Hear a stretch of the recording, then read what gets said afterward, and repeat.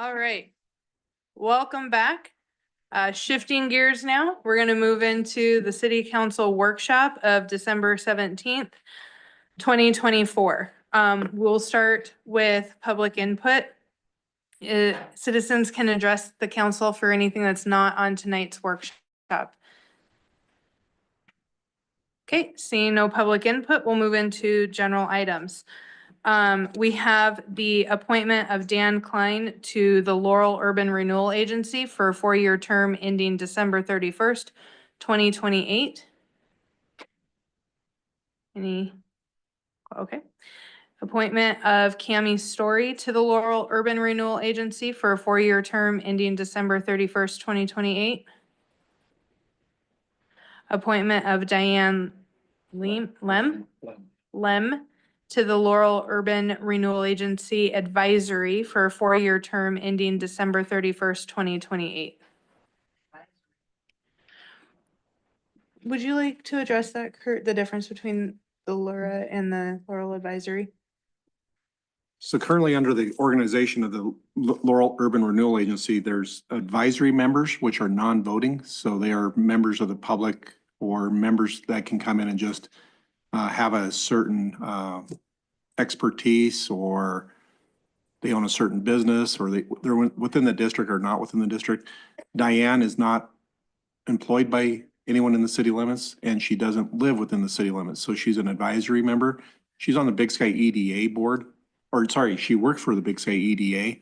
So she brings in, she's the community development director for Big Sky EDA. So they have her on there as an advisory to try to help economic development for the LURA board. Okay, are there any other questions on that one? Okay. Appointment of Richard Closey to the Park Board for a 4-year term ending December 31st, 2028. Appointment of Tom Canopy to the Park Board for a 4-year term ending December 31st, 2028. Appointment of Phyllis Bromgard to the Park Board for a 4-year term ending December 31st, 2028. Appointment of Casey Wheeler for a 3-year term to the Board of Health for 3-year term ending December 31st, 2027. Appointment of Irv Wilkie to the Police Commission for the remainder of a 3-year term ending April 30th, 2025. And appointment of Dan Gatley to the Police Commission for the remainder of a 3-year term ending April 30th, 2026. Dan, did you want to say anything? Introduce yourself?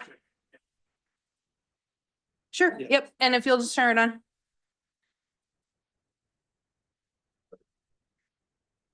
Yep, there you go. Yeah, my name's Dan Gatley. I've been a Laurel resident for the past 12 years, and I've actually taught at the high school for the past 20 years, 2005.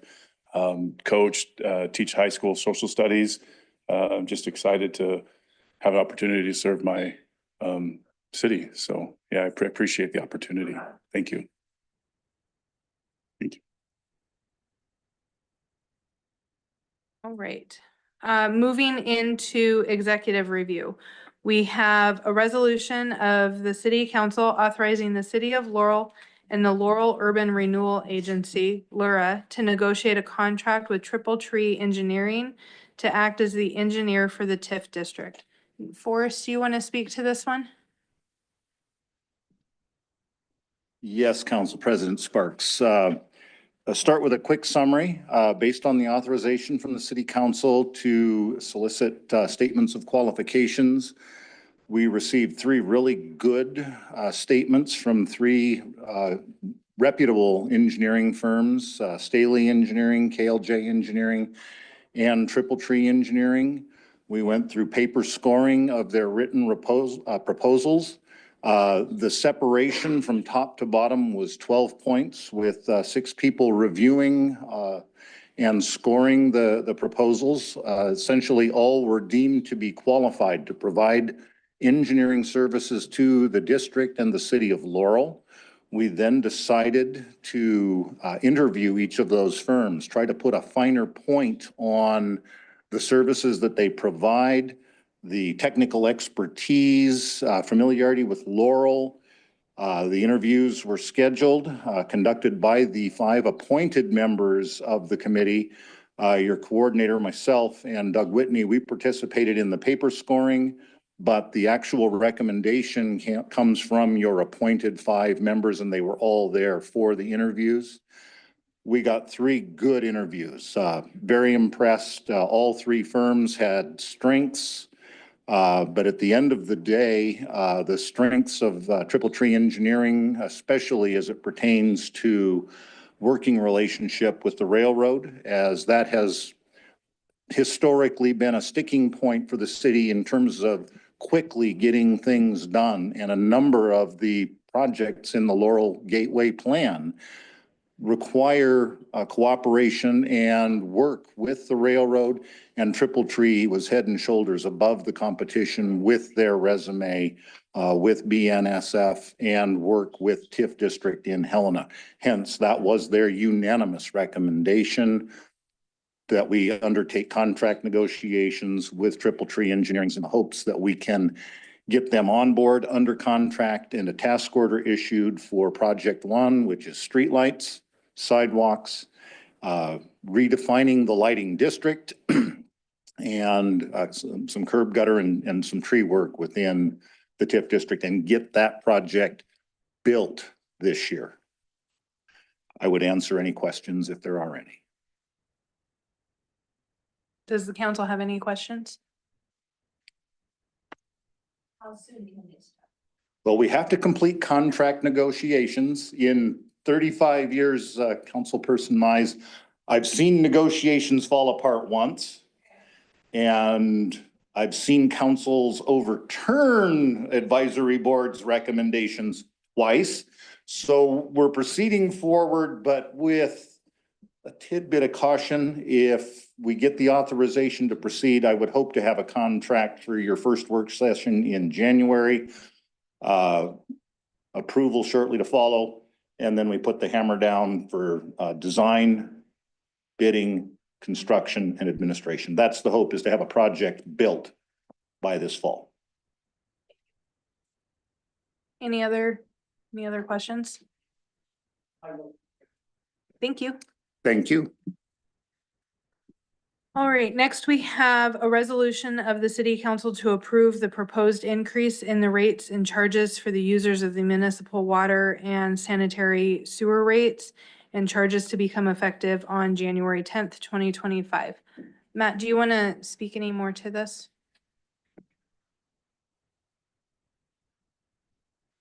I'm sorry, I stepped out talking to a customer and I missed where we're at. If you want to Yep, it's the resolution of the city council to approve the proposed increase in the rates and charges for the water and sewer.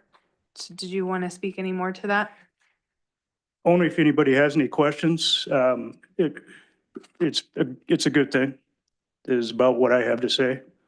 But if you have any questions, now's a good time to ask and I'll try to answer. Councilmember McKay? Thank you. My question was more to maybe speak to the gentleman who asked. His question was, what are some of those projects that are coming up? Those big infrastructure projects that we have that the rate increase will help fund. That may be something, just another public statement about what those are might be helpful. Yeah, I'd be happy to do that. And the number one big one is a second tank, for reasons that we've talked about. I believe it's due to the other tank needs maintenance work done to it, and we cannot do that with only having one tank. So in my mind, and I believe a lot of other people's mind, that is number one priority, is a additional water tank. How and where that goes is going to depend a lot on the funding that we're waiting on right now. And another thing that has been identified as we talked about this is increasing capacity at our water plant, which is, from what I understand, it's a matter of adding more filters. And that probably years down the road, but we'd sure rather be in a position to be able to do that if we have to accommodate providing more water. So, and if I'm missing anything, I think those are the two big ones for water. Okay, are there any additional questions? Did you want to share? Go ahead. I believe, was this sent out, I think in the packet? Okay, we have so I tried to call Todd back, but he didn't. He provided a memo last week. It was in your packet. It should be in your packet, and it's a 36-page draft proposal, how he went through the rate structures, and it's just kind of an executive memo. If you were to go through that and you look at some of the charts that are on there, we are just going to be staying right above the debt ratio that we need to have if we're going to go forward with these projects. So we're not actually going to be building upon any reserves. We're just going to be maintaining. And that's one of the things that came out of it. We're not trying to do anything higher than what is absolutely necessary. And so that's the way the rate structures were set up. And you do have the executive memorandum, 36 pages. If there's any questions on that, get a hold of me or Matt or Kelly, and we can walk you through some of that stuff and the charts and what they mean. You also have time then before you vote on this to have the Todd answer any of these questions that you may have in this report. So if you get back to us right away on any questions that you see in here, we can get clarification before next week's meeting. And to add to that, that report was everything that was identified in the pushing 30-some meetings we've had in the last 9-10 months. It's a very comprehensive report. Okay, any other questions? All right, thank you. Thank you.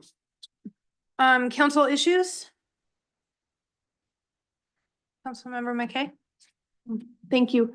I wanted to see what the process might be to bring the Beartooth RC&D resolution back before council, since we were a pretty thin council last week.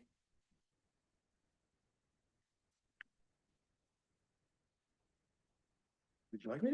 Yeah. Okay. CAO Markeyard. I reached out to the city attorney today and asked her that question, how you would bring it up as city council. And the response, I'll just read you the response. She goes, "Thanks, Kurt. The only way to get this approved is if Councilmember Closey has to make a motion for reconsideration next week, and that motion has to be passed by a supermajority. Then if passed, city council can vote on the resolution again. If that does not occur, we can put the same resolution. We cannot put the same resolution in front of city council. We have to modify the MOU. I don't know what the objections are to the MOU, so it's kind of hard to know what to address. Anyway, so that would be the process. So a change in the MOU, if there was significant change, that we would then change the MOU, or the prevailing party has to bring it up. Go ahead. Thank you. I hope that this is appropriate, but as a business owner in Laurel that has used their services, I would like an opportunity for the full council to hear from them again and maybe have an opportunity to get just a little bit more information from them. I think that that's appropriate. We can reach out to Beartooth RC&D and see if they could come next week to the meeting. In addition to that, they are coming to our Small Business Alliance meeting, the next one that we have, which is January 10th, I believe. So they will be doing a presentation for business owners here in town. But I do think it would be good if they were able to come back before council and maybe give a bit more of an explanation as to what they do and the benefits that they have in our community. We can do that. Okay. Any other council issues? No, go ahead. Sorry if I'm too chatty tonight. I was able to participate in the Polar Plunge on Friday, December 14th.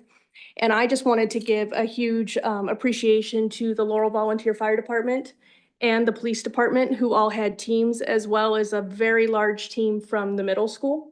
including their principal. And it's not for the faint of heart. I will tell you, don't know if I ever need to do it again, but I really thought it was cool to see Laurel so well represented. I think there was 26, 29 teams, and for including our team and those 4 teams to be representative Laurel, I thought that was super cool. And for a fundraiser for Special Olympics, I was really impressed. So I just wanted to express my appreciation to those folks for being there for that. Some. Glad you warmed up. All right, any other council issues? Any other items? Attendance at the upcoming council meeting. Will everybody? Mhm. Yep, so next week's council normally would fall on Christmas Eve. So it has been moved to Monday, the 23rd, still at 6:30 here in council chambers, just it's on Monday instead of Tuesday. And budget finances before that. On that same note, that Monday would normally be emergency services. Emergency services for this month has been canceled. So emergency services will meet again next month. But everybody's gonna be here. Casey, you're a maybe? Okay. All right, and with that, we stand adjourned. Thank you. Have a great evening.